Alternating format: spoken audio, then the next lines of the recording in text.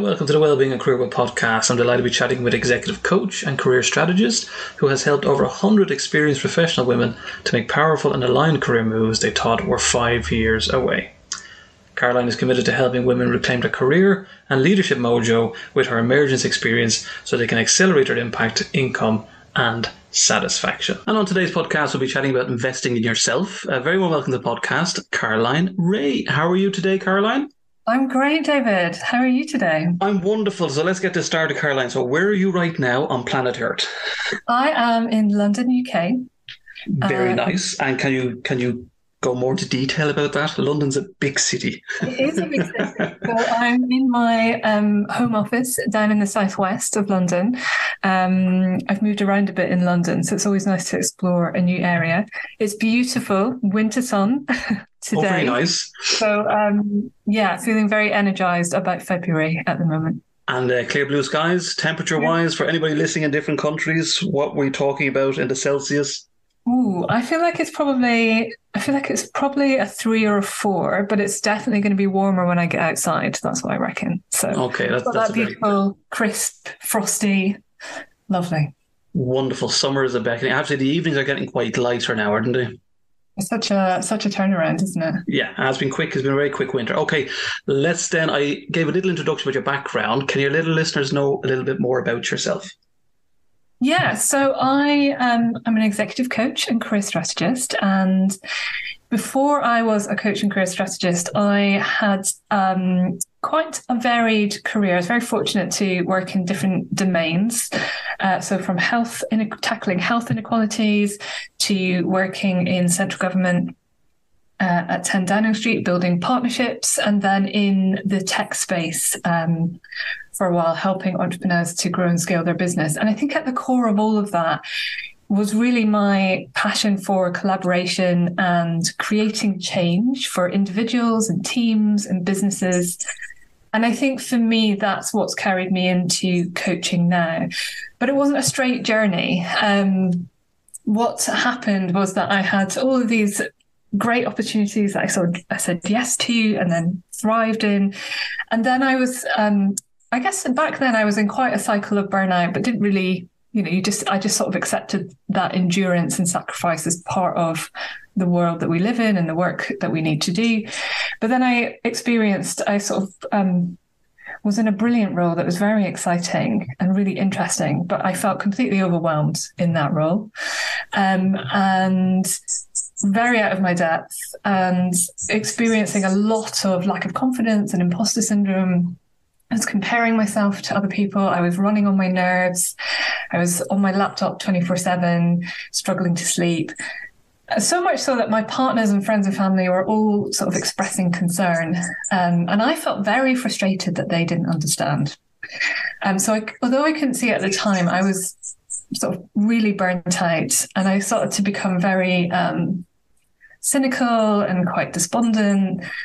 And that took me to working with a coach. I didn't know what was going on or why I wasn't enjoying this incredible job that I had, but I knew something needed to change. And it took me to working with a coach.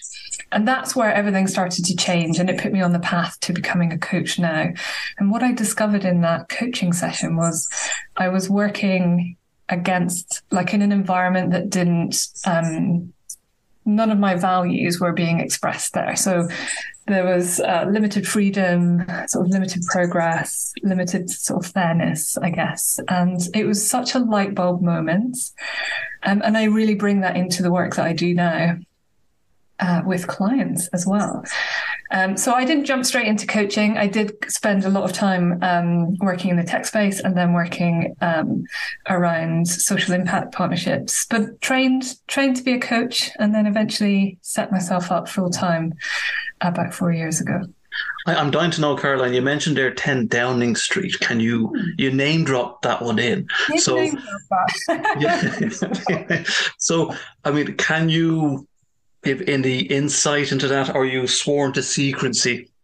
Well, I can give the insight from that. I think it was an incredible opportunity, and I was sort of parachuted in as part of a new team that was set up to work with ministers and CEOs to make sure that there was strong relationships in place, and then through those relationships encourage business to support policy initiatives that would, whether it was improving careers advice for young people, whether it was about better access to incentives to sort of make your house more green, whether lots of different policy changes. So a lot, again, about that collaboration and creating positive change. What was really brilliant about that time was it was completely fascinating to see the inner workings of 10 Downing Street and government. And also I was sufficiently naive about the workings of government and, sort of what was, how things worked, that it meant that I was able to be very successful in that role because I wasn't really held back not too much by the system. So I sort of kind of navigated that system as best as I knew how. Now, that wouldn't have been very sustainable long term. If I'd wanted to build a career in the civil service, you have to be able to work in that context. But because of the unique nature of that role, it just meant that my naivety around working with ministers and having all these cabinet ministers in the same room. And, I remember going to 10 Downing Street and Doctor Who was there alongside a reindeer because they were doing a Christmas Like the real Doctor Who, like that we see on BBC. Yeah, it was Matt. I forget the one before the most recent one. But so he was there, and there was a reindeer there, and they had some school kids there in front of the tree, and it was just these sort of weird and magical moments that you would have in that role that I so appreciate now, and I also recognise my naivety was helpful, but it certainly wouldn't have stood me well in the long term in terms of developing a career there. So a wonderful moment in time. I think the other thing that I learned as well is, there are people who you assume who have a lot of sort of credibility and status by their title or how they're working there, but a lot of the time it's really a team effort. Right.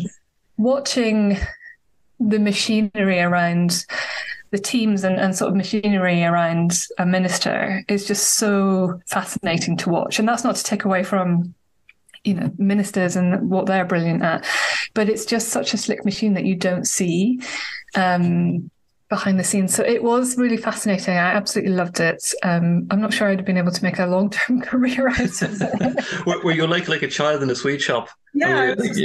Like Doctor Who is over here. What's going on? No, I'm like, yeah. So it was great fun, and I'm very grateful for it. And can you name drop who the Prime Minister was at the time, or? It was the coalition government, so it was David Cameron was the Prime Minister, and Nick Clegg was the Deputy Prime Minister. So, which, to be quite honest, looks like a heyday of a government compared yes. to our We'll say nothing. So, generally, you didn't catch any of them dancing, did you? Like Hugh Grant in Love Actually, you didn't catch them dancing, did you? No, I didn't. I feel like if I'd been around when Boris was in, that might have been. Oh, he'd be dancing. Yeah. You mentioned there, which is kind of interesting. You said that, it's a team effort, and we see these people. We might put them on a pedestal, for example. Do you think yourself, with your experience within that environment and other areas of your career, do you think a lot of us are winging it to get through? Am I kind of being unfair there? No, I think most people feel like they're winging it. I definitely, the number one topic that clients come with, now they'll come with a few different things usually, but the number one topic, there's always a piece about confidence, credibility, gravitas. There's always I would like to feel more confident. I'd like to be more credible. I'd like to have more gravitas and more impact.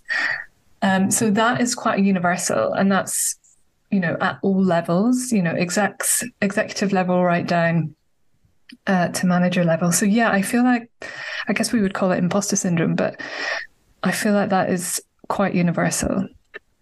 Why do you think, Caroline, you mentioned it before as well, you were kind of saying yes to everything, and then it maybe became a little bit overwhelming at times, Yeah. and this imposter syndrome you mentioned. I mean, the cynical part, why do you think you may have become somewhat cynical? I mean, is that a fair question? Yeah, that's a great question. I mean, what we know is that when you are experiencing burnout or smoke out, I guess, as we would call it. I think just to be really clear about burnout, we often think of burnout being this sort of spectacular event where, someone sort of goes poof and then has to leave, their job for a while and get support. And that does happen. But the challenge is that you're in burnout a long time before it gets to that point.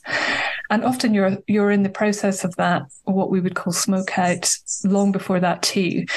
And sometimes it's really hard to recognize, but cynicism and sort of reduced performance and also just really all the health indicators will crop up at that time. And that's when you're in the zone where you really need to make a big intervention. So cynicism for me was really because I just was questioning myself all the time in terms of, what am I doing here? What value is it bringing? None of this really matters. Right. I wasn't connected to my work. I wasn't satisfied by what I was doing. I wasn't motivated by it. I was running on, fear of being found out or Right. fear of getting it wrong. Yeah. Or fear of being sort of rejected, I guess, which is quite a potent combination of things to be fearful of. I wasn't operating from a space of, purpose. I wasn't operating from that space of energized, purposeful. I was really running on, like, how do I stop the worst from happening? And is that why you are kind of like you take a break away from it to kind of reevaluate what's going on, to kind of recharge the battery, so to speak? Yeah. I mean, yes, exactly. And I can describe it like now I know because I've had support and I've been able to look back and sort of, look at, also understand the good lessons that came from that time. But at the time, I just couldn't see it. And the only thing that I knew was that none of it felt good. And I knew that something needed to change. I didn't know what needed to change. I couldn't even see how I could really walk away from a role that, on the outside was really successful. And lots of people were like, oh, wow, look at that role. That's incredible, the work that you're doing. So I was getting a lot of positive reinforcement from external reinforcement about how lucky I was and what a great role it was. And it's quite hard to get the time and space to reflect. Yeah. When you're just kind of in the pan and also thinking, something needs to change, but I don't know what and I don't know how. And that's where a friend recommended going to see her coach. And it was, as I said, we did the values and it was like all the floodlights came on. So the values thing, so that's,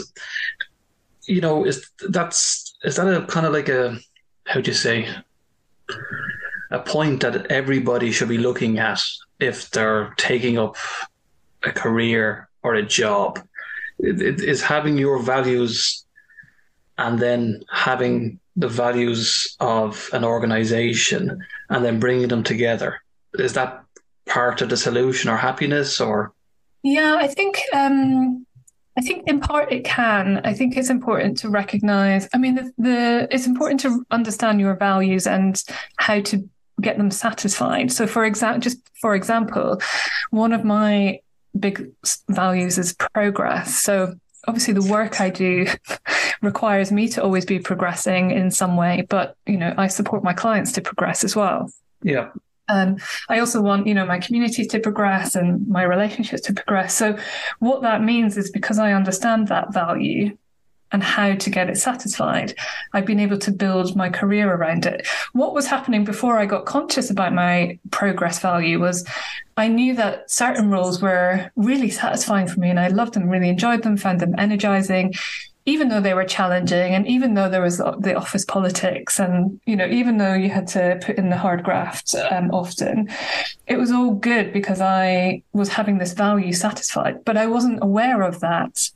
I only became aware of it when I stopped having that satisfied through a couple of roles that sort of took me into a different world where that wasn't getting satisfied. And that's because I didn't recognize, I didn't know that. I didn't know to check for that. And I didn't know, there's a bit of a conflict happening while I was in the role. So knowing your values is really important. Understanding how it's not about having the company having a direct match for your values. It's more about understanding how much your values will be satisfied in any work that you do. And also, is the sort of general culture of that organization more aligned to your values than not? So to give an example with the progress value, it would be tough for me to go and work in an organization who was very risk averse, had a sort of mentality that was like, that's not how it's done around here, wasn't really into trying new things or experimenting, or didn't invest in their people in the right way. Because what I know is that would be quite challenging. It would then be hard for me to get my progress value satisfied. I have to say, Karen, I love the way you've said there, the culture of an organization.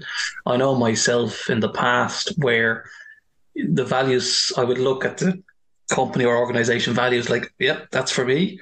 And then I would join that company. I won't mention who they are. And I realized after a very short period of time that what's written is not actually what's being practiced, if that makes sense. And I'd find myself, no, this is not for me. And I'd probably, as you mentioned there, I think before, you kind of say yes to things. So that didn't work out. So you jump into another one. Okay, that didn't work out. And you're kind of looking for that holy grail, so to speak. That's what I found anyway.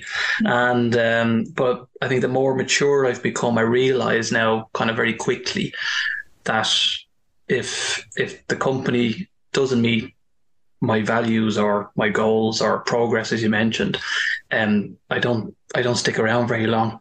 It's bad, isn't it? Yeah, completely exactly that, David. And I think, let's face it, a lot of companies will sort of design their values, stick them on the wall, and then they're never mentioned again. No. They're like up in the toilet when you come in, the front door. And you could ask, people who work there, and they wouldn't be able to tell you because it's just it's sort of a tick box exercise. It's not really embedded into the culture in the way that makes it very powerful. And you're right. And to say that you look at the ones on the wall and you think, yeah, great, that's aligned to me.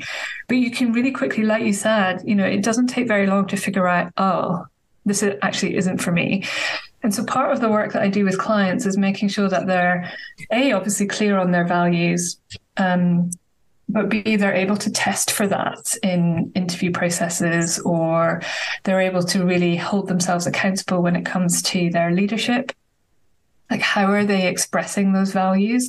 If I'm in their team, how will I know? Like, what will tell me that this individual values, positivity or progress or achievement or respect, whatever those values are. So really making sure people not only identify the words, but understand how they're expressed and how to test that if you're looking to go into an organization as well. They're brilliant tips. We'll talk more about that later on, but let's chat then about the main topic of today, which is investing in yourself. So investing in yourself, is it a selfish thing to invest in yourself, or can you pretty much simplistic as possible explain what is investing in yourself or oneself? Yes.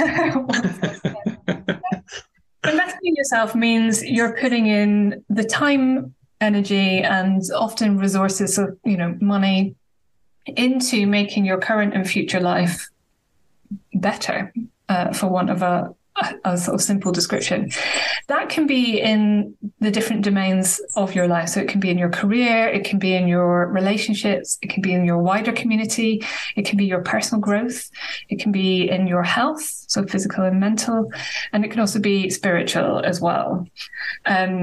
So investing in yourself is really about focusing time and energy into what's important to you and into growth and development. Does that include, Caroline, kind of ignoring? It sounds a bit bad, but do you know where you get the odd friend or the pal who's constantly draining your energy? As much as I love all my friends and pals, but you find yourself constantly either on the phone or texting, or you can't actually do what's important to you.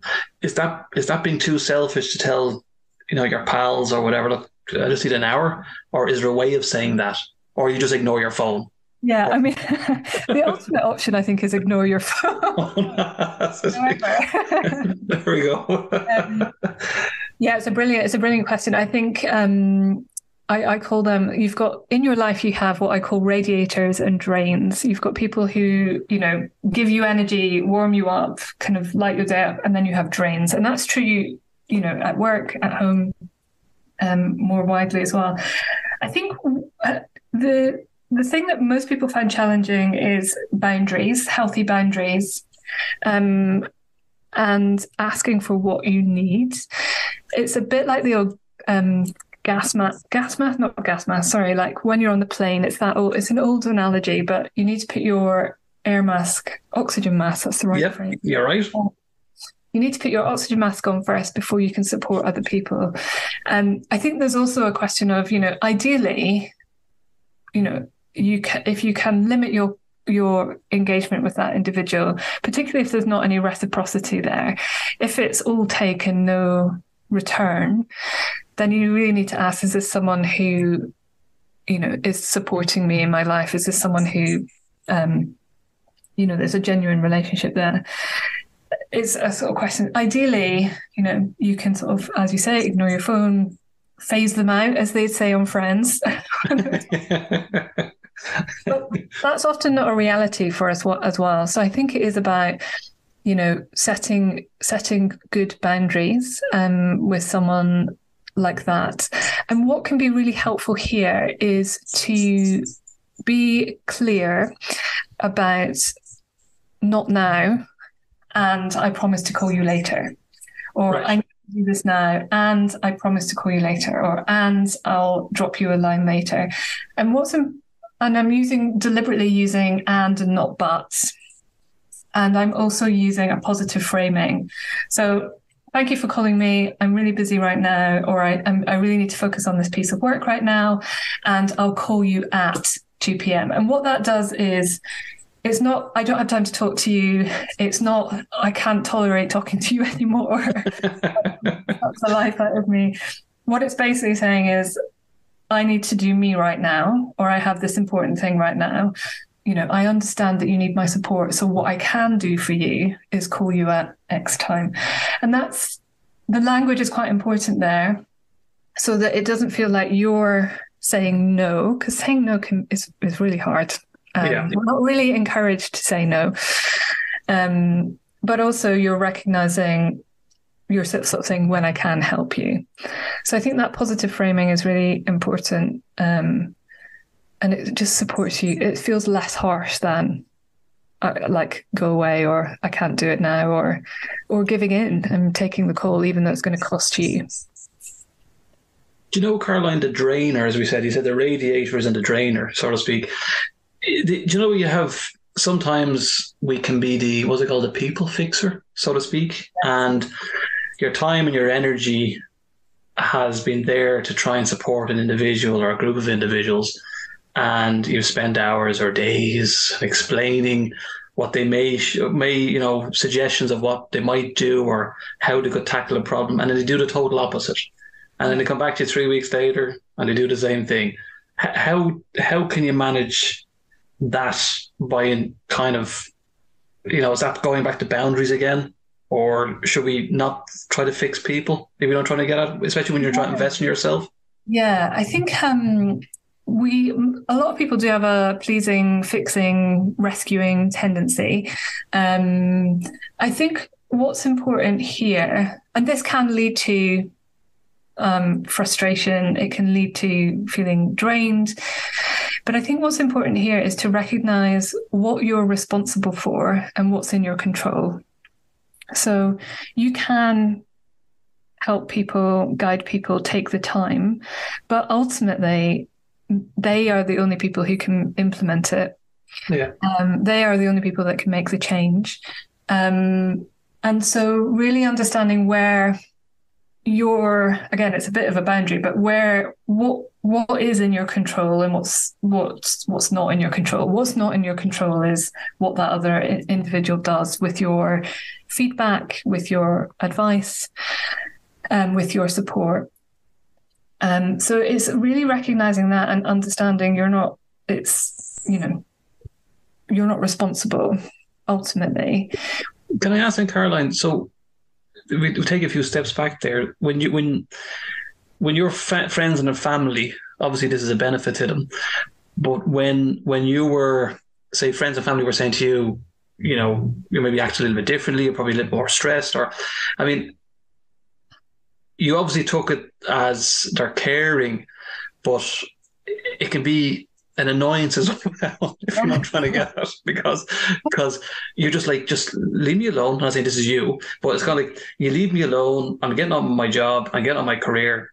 Just get out of my face in a nice way. I mean, yeah. So how then the benefit here is investing in yourself. But if we get back to the stage where when family or friends were probably saying to you something similar, how did you kind of manage that part? Get out of my face, leave me alone. So what's the wake-up call? Yeah, I think it's a really good example. Yeah, I was very frustrated. I felt like they didn't understand what was required. And so what I would do differently now is be open to having a conversation about what was important for me right now, what I needed from them in terms of support, but also what I could potentially offer them for in terms of what they needed. Right. And I think what they needed was for me to I mean, and again, I don't know because this is just based on what they told me, but I think what they were concerned about was that I was just being completely swallowed up by work, and I was having a lot of health challenges as a result. Right. And probably I was pretty unbearable to live with, I suspect. Okay, that's fair enough. let's face it, I was probably pretty intolerable. And so I think, they were very concerned on the health side. However, they didn't really, because I wasn't able to share a lot with them, and I didn't slow down and think, oh, hang on, these people who really love me are sort of, waving red flags. I didn't really slow down to think about that, in part because I didn't really have the capacity to do it, I think, at the time. But I think how I would deal with it now is to be more clear about where I am, what's going on for me, not trying to hide, not trying to put on this veneer of like it's all fine, but to really just be honest about where I was. And then that helps them understand better what the situation was. And then I might have been able to get to a different path. Like I went on a particular path. I went to work with the coach and then eventually moved on from that role. But I might have been able to plot a different path. But the thing was, I didn't ask for that help, even though it was being offered. And I didn't take the time to share what was going on for me. I just sort of put them in, I was just like, oh, this isn't helping me. Right. And then it wasn't until my husband essentially said, we can't continue. He wasn't threatening divorce or anything like that, or I don't think he was. I mean, who knows? That's it. Who knows? We'll move on quickly. Yeah, I'm sorry, joking. Go on. But he just said, we can't continue to live like that. And that was the moment where I was like, oh, okay. Like that cut through the noise. And that's when I was like, right, I need to do something. And how long then did you feel better? I mean, did the weight off the shoulders? I mean, yeah, it took a long time. Well, understanding the piece around values was very much a weight off the shoulders, because it made me understand that whilst it was my responsibility to understand my values, and it was my responsibility to understand what culture I thrive in best and what kind of role I thrive in best, and why that was important and what value that brings to the table for the employer, that was my responsibility. What it did take the weight off my shoulder was this sense of like, oh, and that's why I've been feeling so terrible. And that's why I've been feeling so completely out of my depth. And that's why, it's been really difficult for me. So I understood what was my responsibility, but it also really I was suddenly like, oh, I get it. Okay, it's not because I'm rubbish at my job. It's not because I'm a rubbish human being. It's not because I'm failing. It's actually this thing which sounds very simple, but is so important.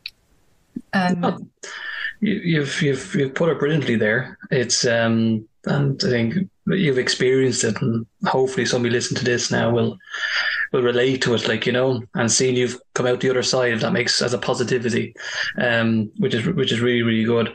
Can I ask then, Caroline, so this one, there's a lot of layoffs lately, as we're all aware, especially in the tech industry and other industries.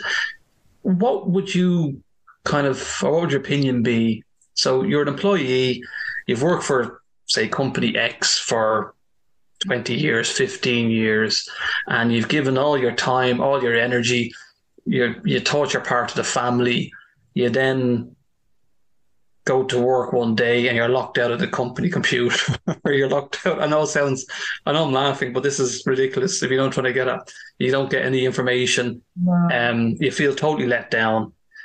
How can an individual pick themselves up after that? After, in their own mind, they've given so much to this company. How can they move on and possibly move on to a new career?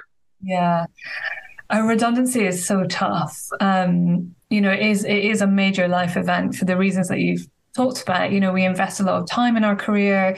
It becomes part of, to some degree, it can become part, our job and our career becomes part of our identity. And that is really tough. So when you suddenly, and of course, companies are not always, in part because of the process of redundancy. I've been on both sides of the table.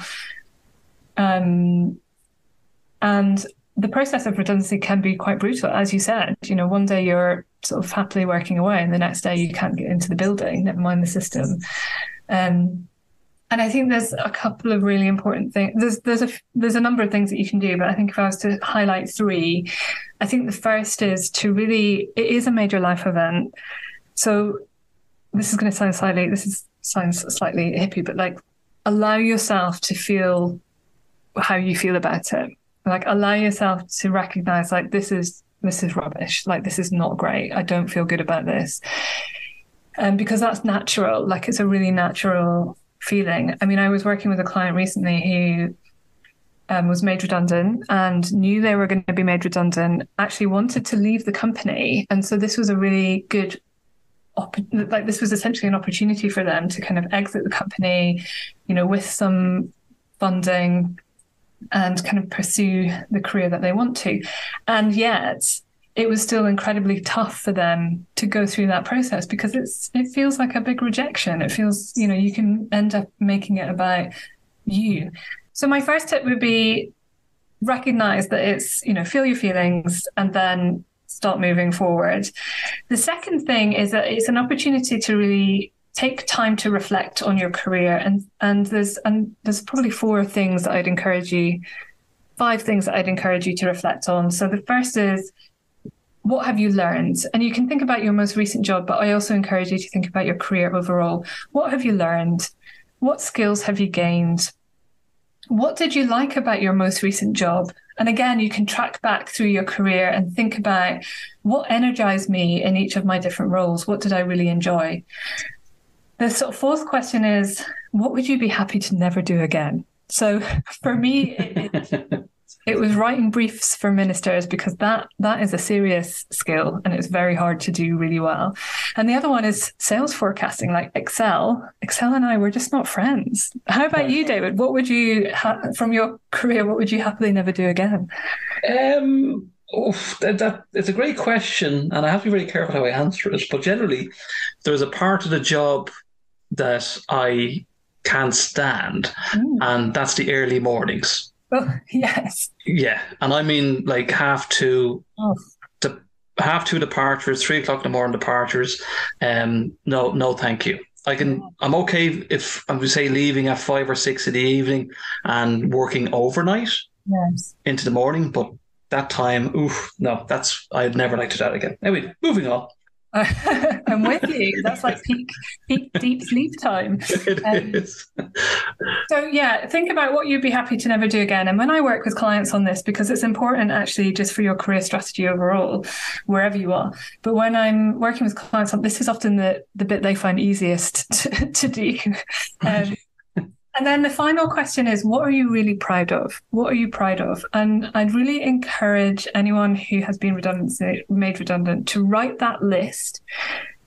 Small wins, big wins, and write that list until you have nothing left to write. Keep going. When you feel like there's nothing more, just keep going, because there'll be lots and lots, particularly if you have a 20-year career. Like, there's tons in there. Don't worry about whether you did it or whether you helped your team do it. Just get it all down and then celebrate these wins. And the reason that this is really important is because, firstly, it will support you to feel more positive and more confident at a time where you're going to feel a little bit up and down. It will also help you to be clear on like the value that you bring to the table as a professional or as an expert in your field. And it can also give you some clarity about, oh, in my next role, I want to have more of this stuff that I like. And I definitely don't want to have any of this stuff or very little of this stuff that I don't want. So it can really help with that process about thinking about what's the right next step, the right next move for you. And then when you get that big long list of all the results and achievements and outcomes that you've had in your career, you can that's results that you can include in your CV and talk about in your interview and put it on your LinkedIn or in your cover letters. But it's a really great exercise to just start moving you forwards, building that confidence and doing something that's actually very practical. You can just lift that and start putting it into that job search process. And then the final, so that's the reflect on your career and think about those questions, those prompts. And then my third sort of essential is to make a plan about what you're going to do, and then ask for help. This is really hard for people often because we can feel a bit ashamed or we can feel a bit embarrassed that we've been made redundant. But most people have been made redundant at some point in their life. I was really lucky that I got made quite redundant quite early in my career. I was pretty angry about it, but it actually worked out brilliant. So asking for help, so thinking about your network, dropping people a note, get references from your old boss, ask them to think about you when it comes to opportunities, ask them to connect you, just think about asking for help. And it doesn't have to be, all day, every day, but maybe set yourself a goal to reach out, once a day or take an action once a day, look for a job, apply for a job, but make a plan and ask for help. People always enjoy helping. So. Is it, Caroline, as well? I mean, they're great tips and strategies. Is it best as well? But say, for example, a couple of hundred of you in your team have been laid off, and there's obviously got more than likely to be a bit of negativity around the group. Is it best to kind of, for your own awareness and health and mental health, to kind of ignore that part and just kind of keep moving forward and driving on? Is that a good way of looking at it?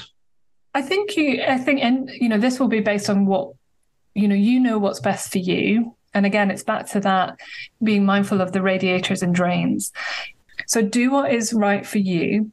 Take the time you need. That's my top tip. I wish I'd done more of that actually when I was burnt out, taking the time that I needed. And some people, that depends on your situation, of course, but take the time that you need in the environment that you need to move forward with positivity. Don't sort of, be mindful of that pull on your energy and pull on your positivity.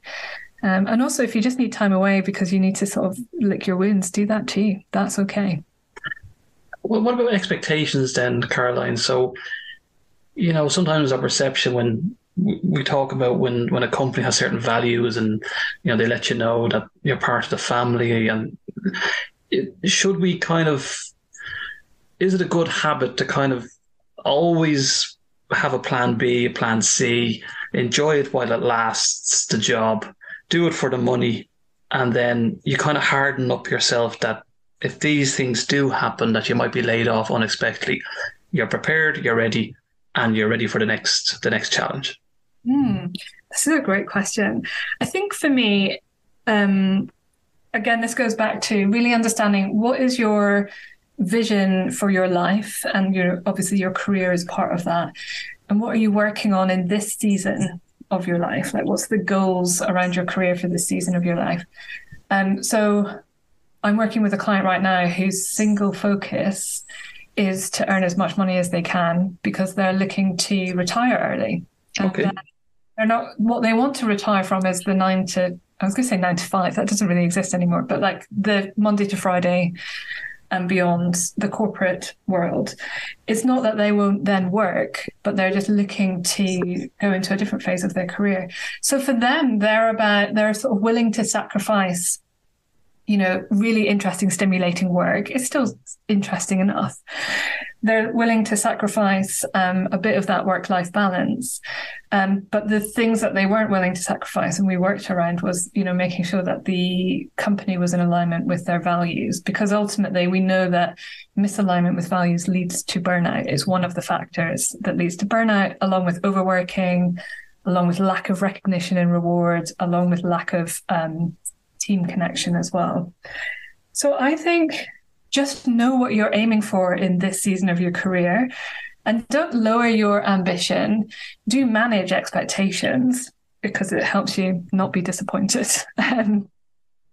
But I think, if your objective is do it for the money, go for it. That's totally cool.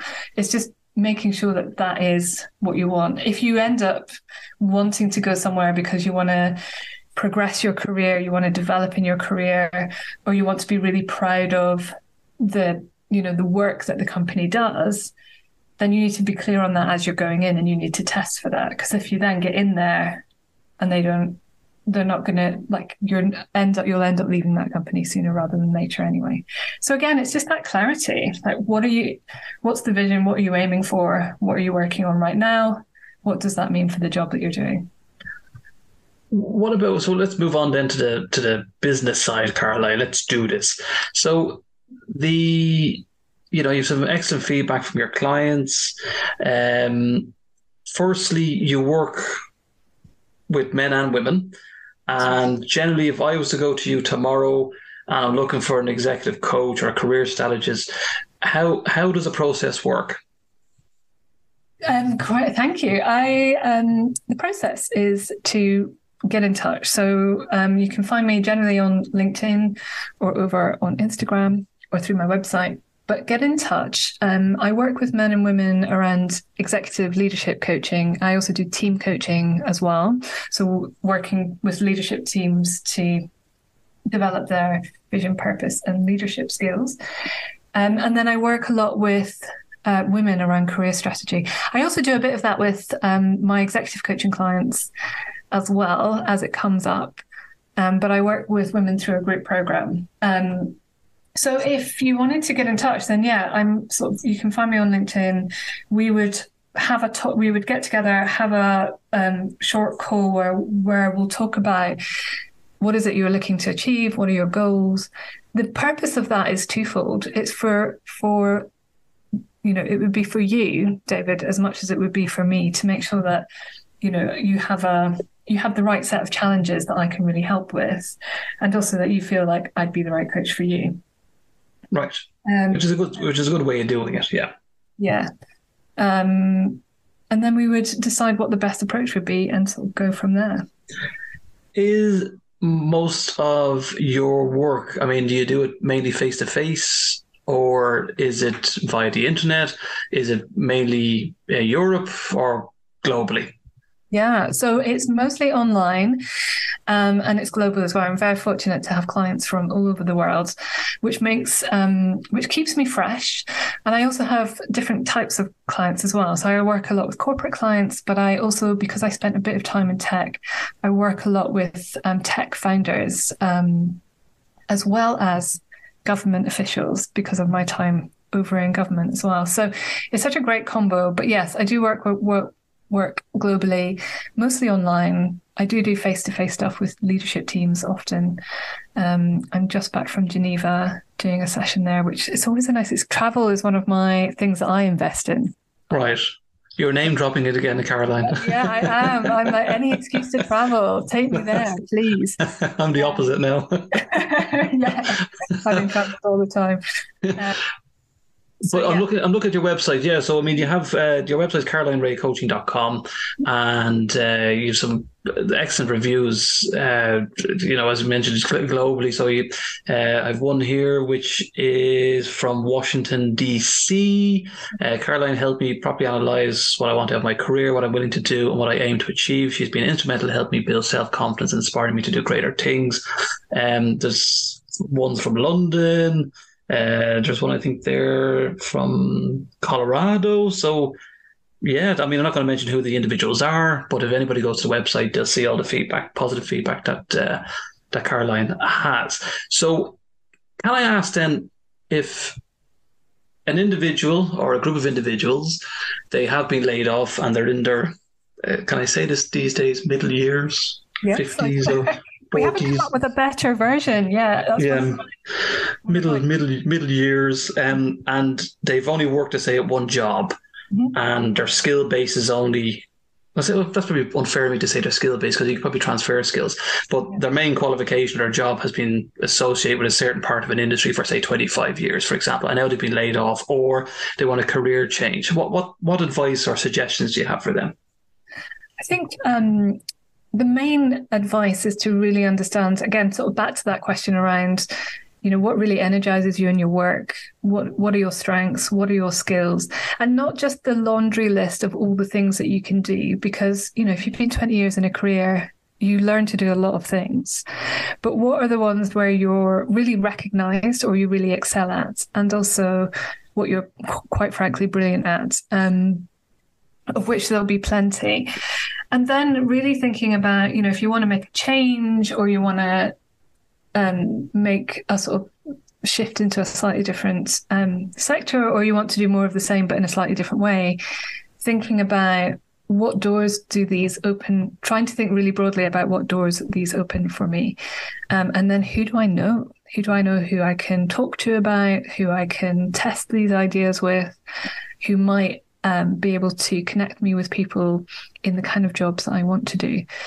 So I think taking time, the most important thing I think is take time to reflect, invest that time in getting clear about, what you're great at, the value that you bring to the table as a, veteran professional, and what you really want moving forward. Before we go, Caroline, today, have you any funny stories of your time in 10 Downing Street that you can share? I'm not sure I can. You don't have to mention who the minister was, or anybody within it. Was any wild parties or anything like that you'd like to fly on the wall type of stuff? I think one of my most embarrassing moments was getting into what I thought was quite an expansive, like, revolving door situation, to get in behind one of the Prime Minister's special advisors, to discover it was not big enough for two people. And also it was a security door. So as soon as I stepped in, it actually closed behind me. And I was very squished up to this individual. He did not look very happy about it. And so that was only about 30 seconds, but it's quite well burned into my memory. All right. You won't be forgetting that one. Well, always, thanks so much to Caroline Rae for chatting with me today on the podcast about investing in yourself. Once the podcast has been approved, I'll put all the links to Caroline, and you can get in touch with her directly for any further coaching that you may require or information. So thanks so much, Caroline, for chatting with me today. Thank you for having me, David. It was wonderful.